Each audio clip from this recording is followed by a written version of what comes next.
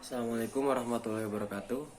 Perkenalkan, nama saya Muhammad Afadidya. Saya mahasiswa Universitas Surya Kencana Fakultas Hukum semester 2 kelas B.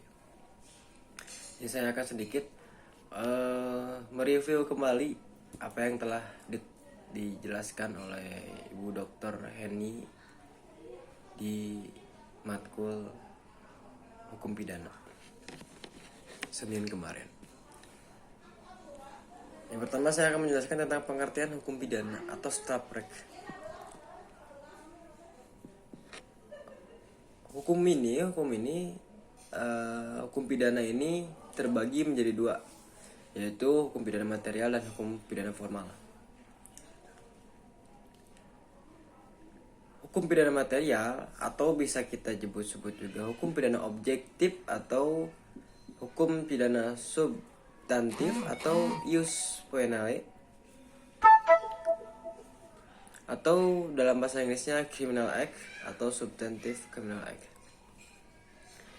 yaitu keseluruhan peraturan yang memuat larangan atau keharusan, dan bagi yang melanggarnya diancam dengan pidana, berisi keharusan dan larangan yang harus dilaksanakan, diatur berdasarkan asas legalitas, mengatur tentang siapa-siapa yang dimintai pertanggungjawaban, diatur berdasarkan asas kesalahan.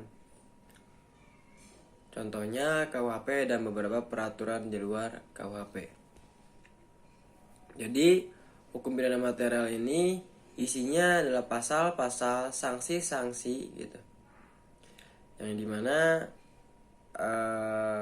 asas dan sanksi ini menjadi asas legalitas daripada hukum pidana material. Itu maksudnya jika hukum pidana ini mau ditegakkan, harus ada legalitas atau pasalnya gitu. Sebenarnya seperti itu. Lalu adanya hukum pidana material ini adanya di Kitab Undang-Undang Hukum Pidana, di Undang-Undang Tipikor, Undang-Undang tentang Agraria, Undang-Undang tentang Perikanan dan lain sebagainya. Masih banyak. Lalu ada hukum pidana formal atau hukum pidana subjektif atau hukum pidana adjektif atau ius poeniendi atau criminal procedure.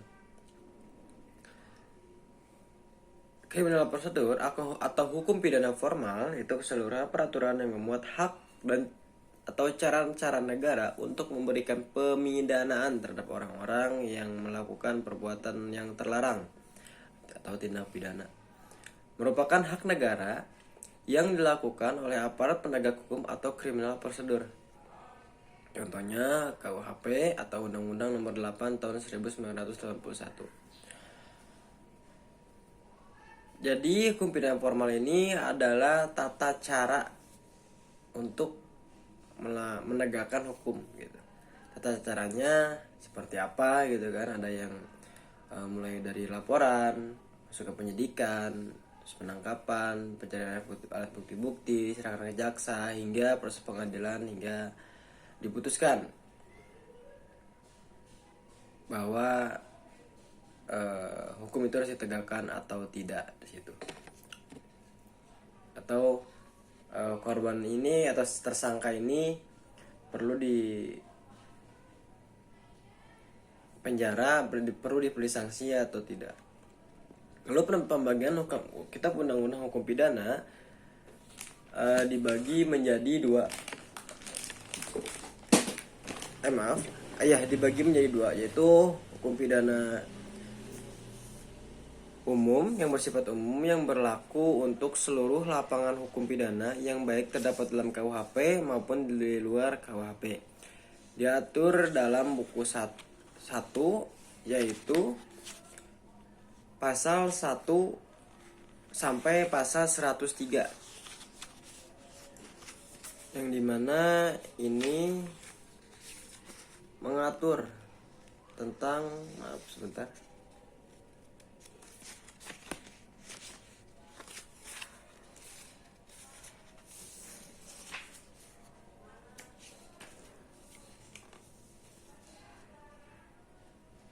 aturan-aturan umum. Lalu ada bagian khusus yang dimana mengatur perbuatan-perbuatan mana yang dapat dipidana dan disertai ancaman berupa sanksi bagi yang melanggarnya. Yaitu dalam buku 2 pasal 104 dan sampai dengan 498 Kitab Undang-Undang Hukum Pidana tentang kejahatan. Ya.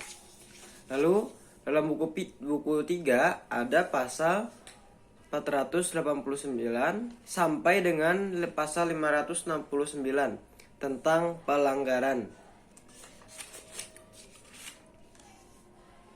Jadi dalam buku itu ada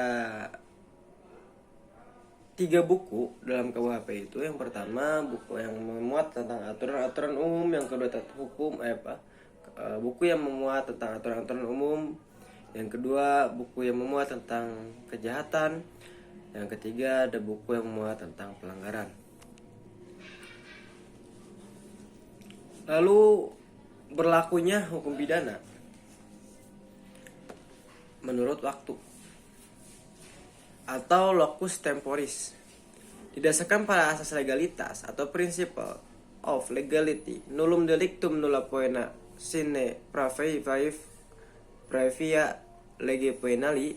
Dalam buku KUHP diatur pada pasal 1 ayat 1, tiada suatu perbuatan dapat dipidana kecuali atas kekuatan aturan pidana dalam perundang-undangan yang telah ada sebelum perbuatan. Jadi harus adanya pasal dulu sebelum melakukan pemidanaan terhadap calon tersangka atau calon yang diduga melakukan tindak pidana. Tindak pidana harus dirumuskan terlebih dahulu dalam perumusan KUU. Tindak pidana yang tidak diatur dalam KUHP tidak dapat dipidana di hukum. Larangan adanya penafsiran secara analogi. Maksudnya analogi itu seperti contoh, kalau misalkan orang Bekasi itu dia ngomongnya ibarat kata gitu. Jadi tidak boleh ditafsirkan secara analogi. Ibarat kata misalkan ada orang dia jalan di jalan raya, yang mana orang itu dianalogikan seperti jalan di langit-langit, jadi tidak boleh. Lalu ada juga menurut tempat, atau kita bisa sebut juga dalam bahasa Belanda locus delicti, delik tempat, yaitu tempatnya terdiri dari daratan negara, perairan atau laut teritorial yang ditetapkan oleh hubungan internasional, lalu oleh hukum internasional, lalu ada udara di atas wilayah negara. Jadi ada ini loh, bisa loh gitu. Kecuali ada pengecualian, tapi ada pengecualian di mana ada orang dia dari negara luar, tapi hukumnya tetap berlaku hukum negara dia. Di manakah itu? Ada di duta-duta besar setiap negara.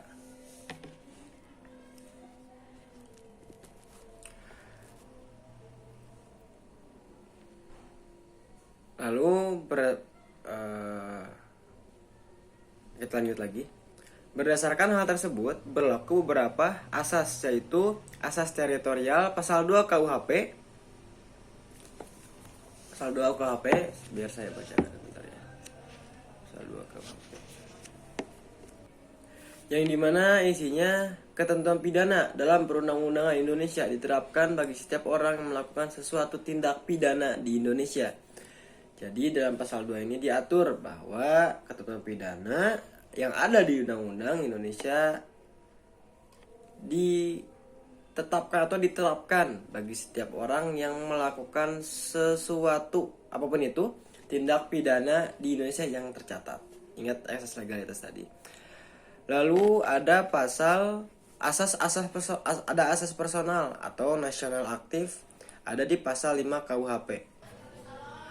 Dimana dalam pasal 5 ayat 1 ketentuan pidana dalam maaf ya, ayat 1, ketentuan pidana dalam perundang-undangan Indonesia diterapkan bagi warga negara yang di luar Indonesia melakukan butir 1 salah satu kejahatan tersebut dalam bab 1 dan bab 2 buku kedua dan pasal 160, 161, 240, 279, 450 dan 451. Butir 2, salah satu perbuatan yang oleh suatu ketentuan pidana dalam perundang-undangan Indonesia dipandang sebagai kejahatan, sedangkan menurut perundang-undangan negara di mana perbuatan dilakukan diancam dengan pidana. Lalu ayat 2, penuntutan perkara sebagaimana dimaksud dalam butir 2 dapat dilakukan juga jika tertuduh menjadi warga negara sesudah melakukan perbuatan.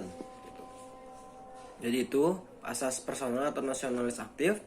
Lalu ada asas perlindungan atau nasional pasif yang ada di pasal 4 dan pasal 7.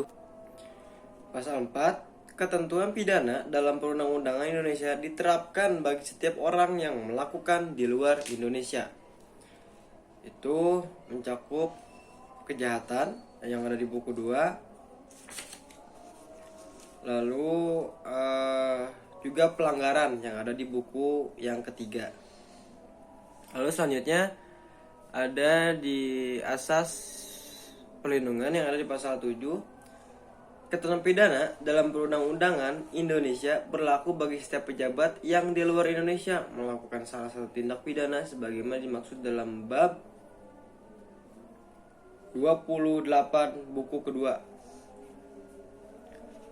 Lalu juga ada asas universalitas.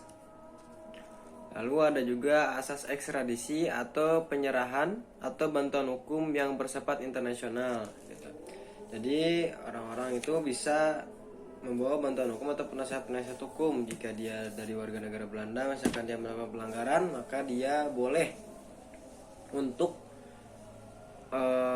meminta bantuan hukum yang bersifat internasional dari negaranya masing-masing. Sekian yang bisa saya jelaskan, yang bisa saya review kembali dari materi yang telah diterangkan Ibu Dr. Heni. Terima kasih Ibu Dr. Heni.